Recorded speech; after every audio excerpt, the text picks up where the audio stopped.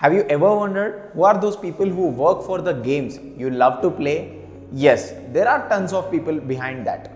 People like game developer, game artist, game designer, environment artist, sound engineers, and there are many minds involved to give users a mind-blowing experience when they are playing the video games. Although a game developer builds a game, whereas a game designer and a game artist give life to it. How do a game designer and a game artist differ? Let's find out.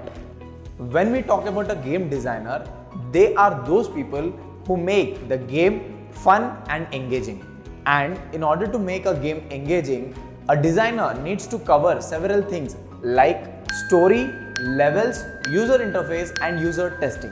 Game designers creates rules, characters, stories, settings, and props for the new games. And they write a detailed script to a game developer team. Now, coming to the work of a game artist. The game artist's role is to give an artwork that complements the genre and style of the game. Hence, we might say that an artist's role is to tell the story through art. Artist provides a library of 3D objects that a designer uses to create the final functioning level, allowing the game to have the right mood, style, and consistency. Now, how this is done? This is done through character concepts, 3D assets, and character creation.